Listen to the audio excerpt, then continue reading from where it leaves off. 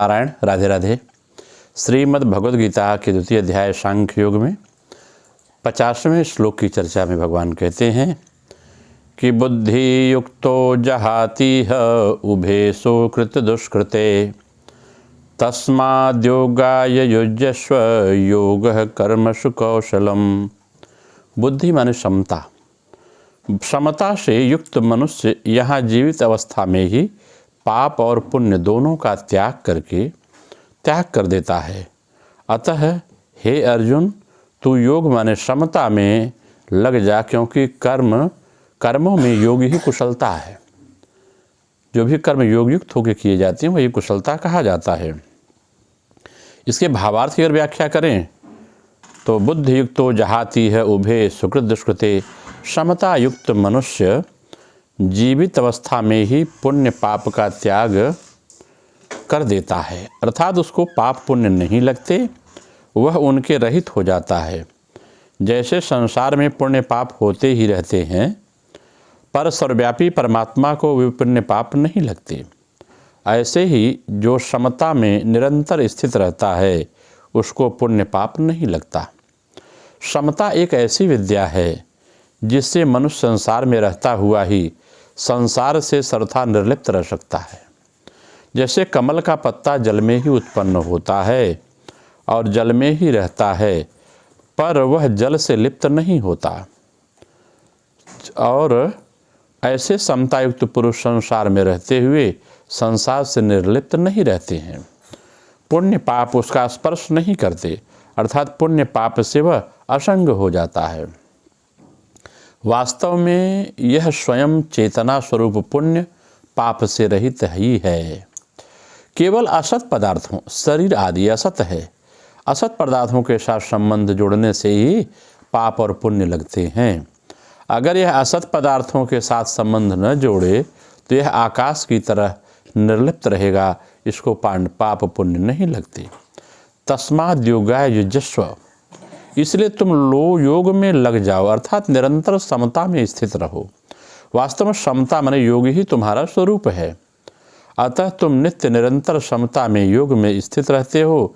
केवल राग द्वेष के कारण तुम्हारे को उस समता का योग का अनुभव नहीं हो रहा है।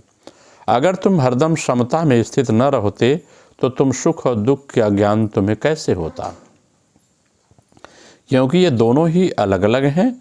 अगर इन दोनों का तुम्हें ज्ञान होता है तो तुम इनके आने जाने में सदा समरूप रहते हो। इसी समता का तुम अनुभव करो।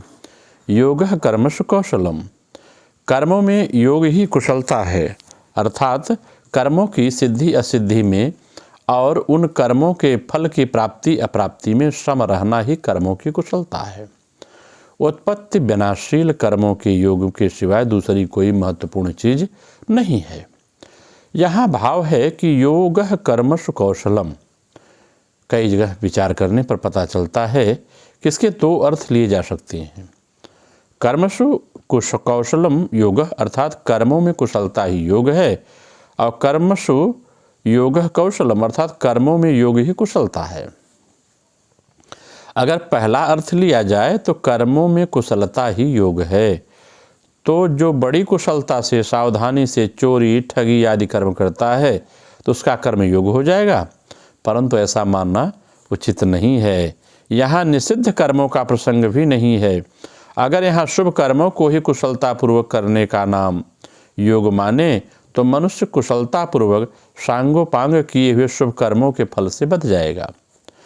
फलो शक्तो निबध्यते, अतः उसकी स्थिति समता में नहीं रहेगी और उसके दुखों का नाश भी नहीं होगा। शास्त्र में आया है कि कर्मणा बंधते जंतु, कर्मों से मनुष्य बंध जाता है। अतः जो कर्म स्वभाव से ही मनुष्य को बांधने वाले हैं वे ही मुक्ति देने वाले यदि हो जाए, यही वास्तव में कर्मों में कुशलता है। मुक्ति योग माने समता से होती है, कर्मों में कुशलता से नहीं। योग माने समता का आदि और अंत नहीं होता, परंतु कर्म कितने ही बढ़िया हों उनका आरंभ तथा अंत होता है, और उसके फल का भी संयोग और वियोग होता है। जिसका आरंभ और अंत संयोग तथा वियोग होता है उसके द्वारा मुक्ति कैसे प्राप्त हो सकती है।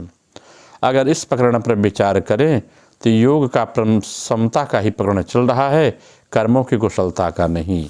भगवान समत्व योग उच्चते कहते हैं, योग की परिभाषा बता चुके हैं। भगवान कहते हैं योग ही कर्मों में कुशलता है, अर्थात कर्मों को करते हुए हृदय में समता रहे, राग द्वेष ना रहे, यही कर्मों में कुशलता है। इसलिए योग कर्मसु कौशलम, यह योग की महिमा है। रागपूर्वक किए गए कर्म कितने ही श्रेष्ठ क्यों न हो, वे बांधने वाले हैं, क्योंकि उन कर्मों से ब्रह्मलोक की प्राप्ति भी हो जाए तो वहाँ से लौटकर पीछे आना पड़ता है, पुनर्जन्म होता है। इसलिए जो मनुष्य अकुशल कर्म का त्याग देशपूर्वक नहीं करता और कुशल कर्म का आचरण रागपूर्वक नहीं करता, वही वास्तव में त्यागी, बुद्धिमान, संदेह रहित और अपने स्वरूप में स्थित है। कर्मों में योग ही कुशलता है, ऐसा ही मानना चाहिए। भगवान भी योग में स्थित होकर कर्म करने की आज्ञा देते हैं।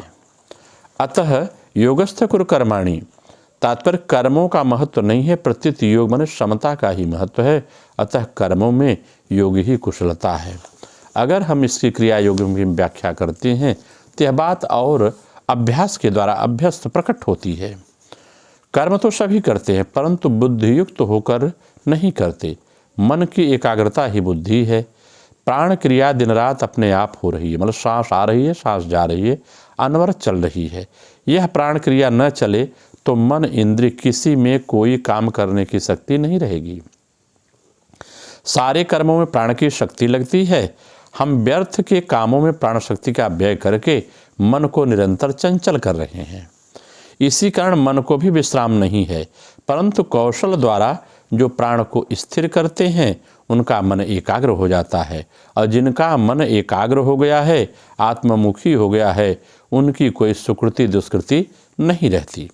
पाप पुण्यात्मक कर्म शरीर और मन के द्वारा ही निष्पाद्य होते हैं। वह मन जब एकाग्र होकर आत्ममुखी होता है तब देह पृथक पड़ जाता है, उसके साथ पाप पुण्य भी वहीं पड़े रह जाते हैं। आत्मा में पाप और पुण्य कुछ नहीं है। मन जब आत्मा में लग जाता है तो उसमें भी फिर पाप पुण्य नहीं लगते। मन को आत्मा में लगाने का ही कौशल जो है यही योग है। मैं पहले कह चुका हूँ कि मन, भगवान कहते हैं, मैंने पहले कह दिया है कि मन और इंद्रियों जो काम करते हैं वह प्राण की शक्ति से ही होता है।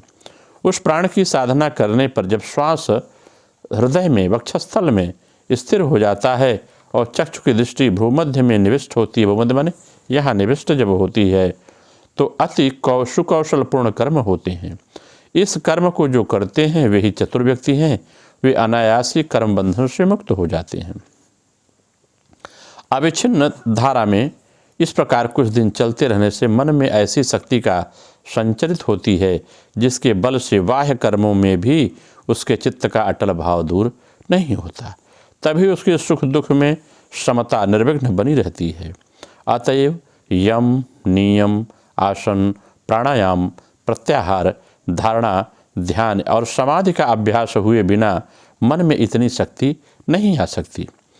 पाठ में चित्त एकाग्र होता है, कर्म करने के समय चित्त में एकाग्रता आती है, परंतु जो एकाग्रता ईश्वर प्राणिधान के बिना होती है वह अत्यंत गंभीर नहीं होती है। उस अगंभीर स्थैर्य द्वारा मन का वह द्वार उन्मुक्त नहीं होता और इसके द्वारा चित्त ब्रह्म ध्यान में मग्न हो सकता है। ब्रह्म ध्यान अवस्थित, जो ब्रह्म ध्यानानुष्ठित चित्त में ध्यान भंग होने पर भी उसमें जो अस्खलित धैर्य रहता है वह इतना स्वाभाविक हो जाता है कि उस समय योगी नाना प्रकार के कर्म में व्यापृत हो तो भी उसका चित्त योगयुक्त अवस्था से एक बार भी बाहर नहीं होता। उस एकाग्रता के द्वारा जगत कर्म करते रहने पर भी उसका चित्त आत्मा भाव से विचलित नहीं होता है। इसी कारण परमात्मा बुद्धि से कर्म करने पर किसी प्रकार के भय का कारण नहीं रहता। इस कारण उस समय योगी सारे कर्म ईश्वर को समर्पित करके करता है। साधना के द्वारा यह अवस्था प्राप्त होने से पहले चित्त की समता नहीं आ सकती।